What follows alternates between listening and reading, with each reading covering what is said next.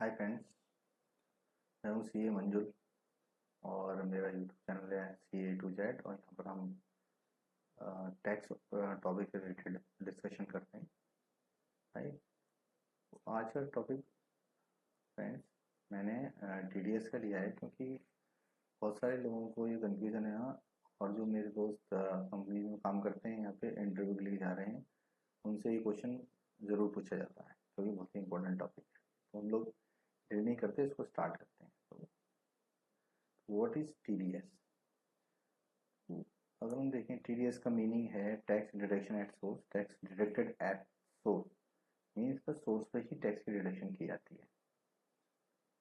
और सोर्स क्या होता है? सोर्स का मीन्स जहाँ से भी आपकी इनकम जनरेट होती है। जैसे आप अगर जॉब कर रहे हैं तो जो सैलरी है वो आपका सोर्स है, राइट। अगर आप कोई बिजनेस कर रहे हैं तो बिजनेस से जो इनकम वो आपका सोर्स है। ठीक है, जो भी सोर्स से रिलेटेड है वहीं पर टैक्स डिडक्शन करते हैं। तो इसका रूल है कि अगर हम सैलरी का पेमेंट कर रहे हैं तो ये TDS कटेगा पेमेंट ऑफ सैलरी के टाइम पे, और इन अदर केसेस में कटेगा अगर हमने एंट्री ले ली है बुक्स में या फिर हम पेमेंट पहले कर रहे हैं। जो भी पहले होगा उस टाइम TDS डिडक्ट होगा, ये उसका रूल है। अदर केसेस का मतलब other than salary cases, salary को छोड़ के। ठीक है, अब वो क्वेश्चन आता है कि इसकी नीड पड़ी क्यों हमें, TDS की जरूरत थी क्यों? तो उसके लिए तो मिटिगेशन और टैक्स एविजन इसका पर्पज है। मिटिगेशन उसके रिस्क को, टैक्स एविजन के रिस्क को कम करना था सरकार को। सरकार ने मैकेनिज्म बनाई टैक्स कलेक्शन की या टैक्स डिडक्शन की सोर्स पे, जिससे सोर्स जो जनरेट हो रहा है उस पर टैक्स को बचा लिया ना जाए, मतलब कि इलीगल तरीके से ना बचाया जाए।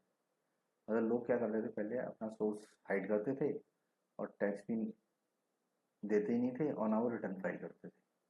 ठीक है, तो सरकार ने बोला सोर्स पे ही टैक्स काटो, और इस टैक्स का बेनिफिट लेने के लिए, ये इसका बेनिफिट तभी मिलेगा जब जो भी पेई है या जिसका टैक्स काटा गया है वो इनकम टैक्स रिटर्न फाइल करेगा। तो इसको हम आगे देखेंगे। ठीक है, तो अब सरकार कलेक्शन करती कैसे है? सरकार के कलेक्शन के मोड जो हैं, एक तो TDS मोड से जो आपके सोर्सेज हैं वो टैक्स कलेक्ट करती है। मतलब इसमें जो कलेक्शन है वो पूरा टैक्स कलेक्ट नहीं होता, इसमें सरकार ने कुछ रेट्स बनाए हुए हैं, कुछ अमाउंट के रेट्स हैं, उस हिसाब से टैक्स करता है। इसमें थ्रेश होल्ड से 10% है। जैसे आपको 50,000 मिले तो 5,000 कट जाएगा। मतलब टैक्स अभी मालूम नहीं है, लेकिन एक एडहॉक बेसिस है, एक सेट परसेंटेज पर टैक्स काट लिया जाता है। ऐसे ही TGS में है। एक मोड होता है एडवांस टैक्स का, जिसमें आप सेल्फ असेसमेंट टैक्स बोल सकते हैं, वो आप पे करें तो एडवांस टैक्स। ठीक है, इस मोड से भी सरकार को टैक्स मिलता है जो बाद में एडजस्ट होता है। इसकी इंस्टॉलमेंट भी एक रूल है, सेक्शन है जिसमें इंस्टॉलमेंट भी जाती है। 4 इंस्टॉलमेंट है जो जाती हैं। ठीक है, डिफरेंट डिफरेंट पीरियड के साथ, तो वो हम अभी डिस्कस नहीं कर रहे, लेकिन मैं बस आपको एक ओवरव्यू दे रहा हूँ या फिर एक आइडिया दे रहा हूँ। एक रूल है जिसमें 4 इंस्टॉलमेंट होती हैं, जिसमें 15, 45, 75 और 100% टैक्स पे करते हैं। वो हम अभी नहीं समझेंगे या डिस्कस करेंगे, हम आगे बढ़ते हैं। अब हु विल डिडक्ट TDS? तो दोस्तों, अब जैसा मैंने आपको बताया था, एम्प्लॉयर पे आपका TDS डिडक्ट करेगा अगर आप एम्प्लॉई हैं, और सैलरी को छोड़ के पेयर, और किसी भी तरह का पेयर हो सकता है। ये नेचर ऑफ पेमेंट्स पे डिपेंड करता है। जैसे नेचर ऑफ पेमेंट्स के हिसाब से ये सेक्शंस बने हुए हैं।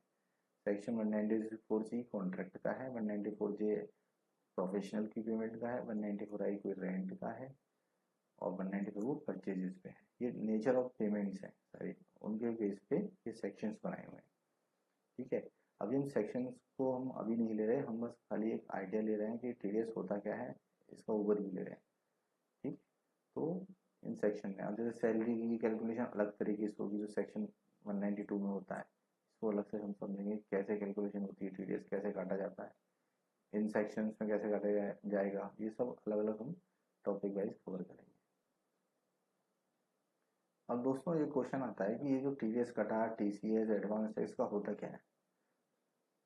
दोस्तों तो अब जैसे यहाँ से समझते हैं, जैसे आप देख रहे हो ना, ये पेयर और एम्प्लॉयर है, इन्होंने टीडीएस काटा।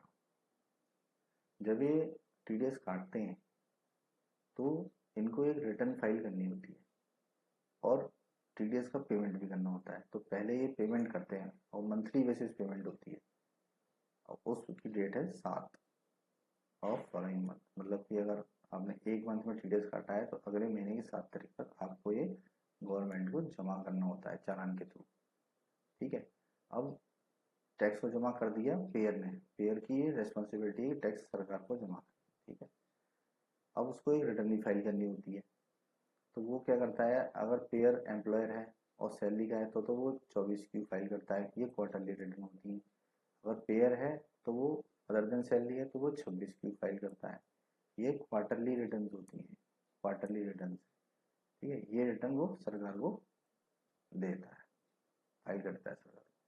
अब इससे होता क्या है, अब जैसे आप यहाँ पे पेई हो, इससे होगा क्या, जब हम ये रिटर्न फाइल करते हैं तो इसका टैक्स क्रेडिट, इस फॉर्म्स का इसका टैक्स क्रेडिट आपके 26 स्टेटमेंट, उसको टैक्स क्रेडिट स्टेटमेंट भी कहते हैं। 26 जैसी रिटर्न फाइल करेंगे ये वाली भी और ये वाली भी, तो ये 26 में पेई के 26 में रिफ्लेक्ट करता है।